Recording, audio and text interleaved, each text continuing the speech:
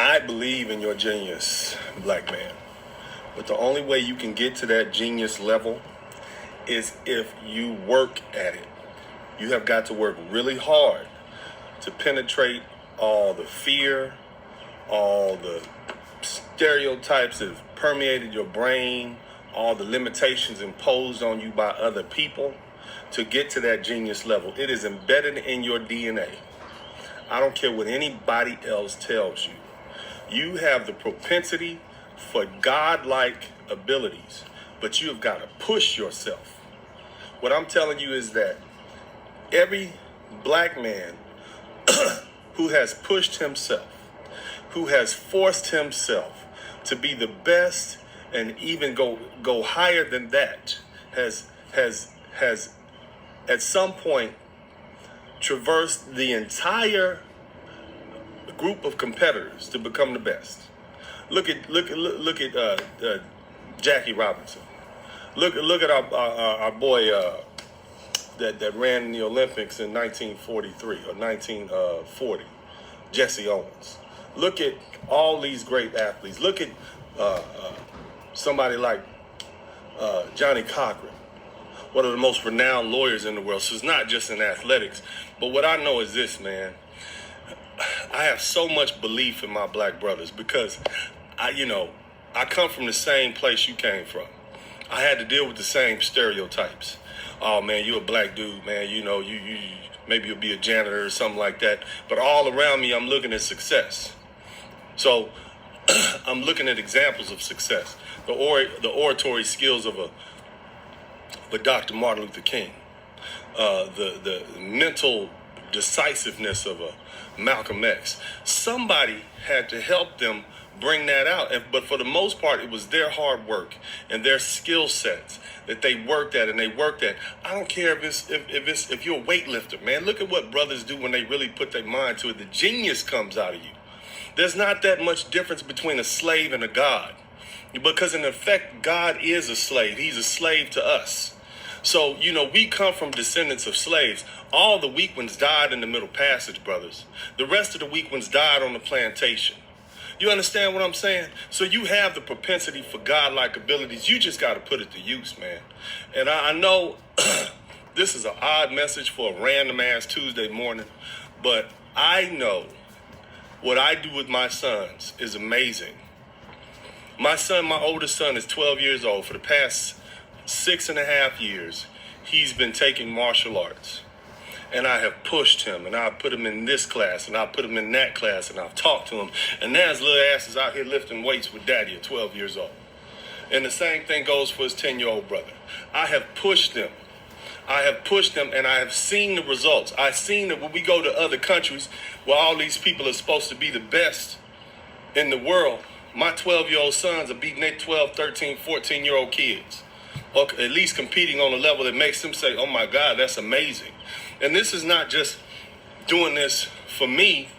I'm doing this for them so that they can realize that if they work hard, they can unlock the genius that they have in them, in their DNA. It's locked away in their DNA. No difference than in mathematics. If you want to be a mathematical wizard, you want to have what appears to be godlike skills in math or science, then you have to study and you have to know every little thing about it to the point that it becomes part of your DNA, and that's the key to unlock it. If you want to be a doctor or a lawyer, don't just get in there and learn what you need to learn to pass the test. Learn everything there is to know about every particular subject, or even right down to the minutia, to the point where you've mastered this. Like you not only have you mastered it, but you have it so under control that it becomes part of you. When I took the bar examination, I studied for 16 hours a day, 7 days a week, for 9 weeks straight. I knew every aspect of every test, every possibility, every possible question that could be asked, everything about that. And I passed it with a perfect score, to the point where the day I walked in, I already knew all the answers that was going to be on the test. And I already knew the answers I already knew the questions that were going to be on the test. And I already knew the answers that I would give when I saw those questions. So the point where I finished the bar exam early. You see, you get a certain amount of time. That is the level of godlike ability. That is what happens when you study. Now imagine doing that for 40 or 50 years to master your craft, to become excellent at it. And it doesn't take people that long. You a 5-year-old boy, a 6-year-old boy, you make a decision now what you want to be in life. And you decide and you put your feet down and you plant your stake in that goal. And you make it. I don't care what it is. A lot of people say, is everybody playing basketball? Man, if you want to play basketball, man, start shooting jump shots. Start shooting jump. If you don't have a basketball hoop around, man, use a trash can. You see what I'm saying? Get a Nerf ball. Roll up some newspaper. Start there. And I promise you, man, when people start seeing you succeed at something, they're going to say, boy, this kid plays basketball. We're going to give him more of that. Let's buy him a hoop. Let's get him a rim. That's what happens. If people see that you want to be a great businessman or a great doctor or a lawyer or a great, whatever it is you want to be, man, you got to practice at it, because what will happen is, just like God, when you begin to focus on something, that energy will come to you and it will begin to attract those things to you. How do you think great people become great? How do you think these people who seem to come out of nowhere just end up, like, where'd they come from? Like, who is this person? Where'd they come from? The newest rappers that just popped out. It's because they've been working on it. They've been churning up that energy like a hurricane. I'm gonna be the greatest at this. I'm gonna do this. I'm gonna do this. I'm gonna be excellent at it. Wham, wham, wham. And then all of a sudden, bam, there it is. And that's when you start being able to harness those godlike abilities. And I'm telling you, if I didn't believe before, I believed in myself, because I know, hey, I'm special. I can push myself past any limitations. You see what I'm saying? Because it's something in my mind, and many of you are just like me, at a certain point where you have gone to the point where you just don't care anymore. You don't have those limitations. The things that people say really don't matter to you anymore. You see what I'm saying? And once you free yourself from that, then you free. You see what I'm saying? Once you push past those limitations, it's nothing but wide open. But as long as you down here with 99% of the people on earth stuck in your limitations, man, you're not going to surpass it. But once you, that crazy, I call it crazy because it's a thin line between crazy and brilliance. But once you snap past that little crazy line, it doesn't matter anymore. Why do you think people who have like multiple PhDs just like, this dude is crazy? It's because they know so much.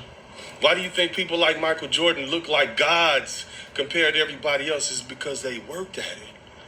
You see what I'm saying? But that's also in your capability too. And if you push yourself, you will unlock that genius in you. You can unlock that genius mathematician, that scientist, that excellent athlete. It doesn't matter what it is. You can do it if you keep pushing, but you can't quit. See, that's the thing. Most of us quit. See, we quit when we still have room for improvement. We quit. And then once you quit, it's over. Then you fall back down to the earth with the rest of the people who are, for the most part, stuck in their fields and their failures. That's the message I want. See, there's so much room for excellence. There's so few people who are excellent at everything. There's room for you to be excellent. There's no room for you to be mediocre and survive, but you can be excellent at whatever it is you choose to be. I don't care if it's a school teacher. Be excellent at it. Don't just read the chapters that you're supposed to read in school. Read all the chapters and then do some research on the chapters and research the authors. Then you're on your way to being excellent. See, succeeding, and this is what I explain to my little boys, succeeding is beating everybody in the room. You beat all of them, you succeed, I won the race. Excellent, damn, that's damn near next to perfection. It's excellent as close as you can get to perfection. It's like I've excelled, I've done everything that could possibly be done, and there's nobody, I've not run my race, I've not just beat these people. I've excelled past levels that most people will never reach. And that's what you need to shoot for. Don't shoot for success, shoot for excellence. And when you begin to shoot for excellence, you stop having problems in this world. Real shit. You don't. Once you're excellent, you just stop having problems because when you become excellent at something, you have reached those godlike abilities. Now imagine being able to do that in multiple genres. Imagine being an excellent father, an excellent professional, whatever it is you do. Be excellent at what you do. Take pride in what you do. Know everything about everything in your universe. God damn it, if you washing cars and a 1978 Cadillac DeVille rolls up, you know how many spokes on the goddamn hubcap. You see what I'm saying? That's excellent. You see the difference between washing the car and knowing the car that you're washing? Same thing with practicing law. Know every law that you need to know related to what it is you're dealing with. And some more on top of that, and what your opponent is supposed to know. That's excellent. Already know what you're going to say when they say whatever it is they're going to say. I'm going to give you a story, and I'm a little turned up because I've been drinking coffee. Coffee is, my God, it is the drug of choice for me. But Alexander the Great, many of you know him as Alexander of Mycenae. He was the son of a local Greek king. And back then, Greece was kind of divided into kingdom cities. Like they had a bunch of little cities and they all had their own little king. They might have like 300 kings or something like that shit. But either way, he decided he was going to take over the world at 26. How can the whole world, he going to fight Persia? You got like 25,000 or 10,000 men. They got 100,000, a million. So you just going to start off in your little island country and take over the world. That was his goddamn decision. Okay? But let me tell you why he knew he could do that. See, there was a battle that he was about to wage against his enemies. And his generals was nervous. It's like, man, these people got 75,000 warriors, and we got 10,000, and this clown is in here sleeping in his tent, tired, like in the battle is tomorrow. Why is we gonna get slaughtered?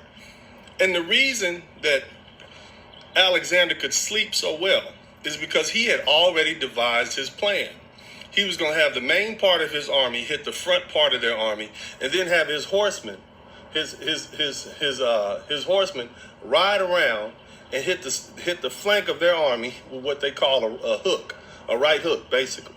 So he was gonna smash them from the side. While you imagine you fighting somebody right here, next thing you know, you getting straight rights to the side of your chin. So now you got to turn that way, but you still in a pitched battle with them. He already knew what he was gonna do tomorrow, so he could sleep well, and that's part of being genius. I already know what I'm going to do in response to whatever you do. What do you do with a person like that? It's almost like when you're dealing with somebody like that, it's like they can tell the future. You're dealing with somebody who sees into the future. If you go left, I'm going to go right. If you go up, I'm going to go down.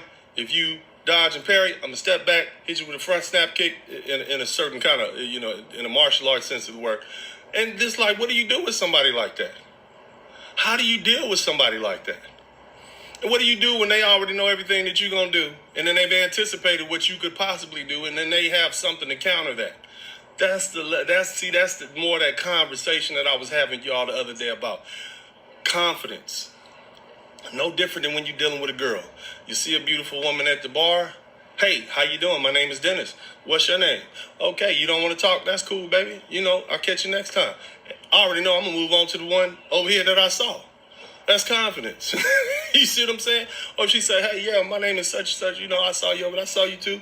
And you had a conversation with her. That's confidence. That's not something that you can fake. You already know who you are. You already know what you're going to do or what you're going to say if this happens.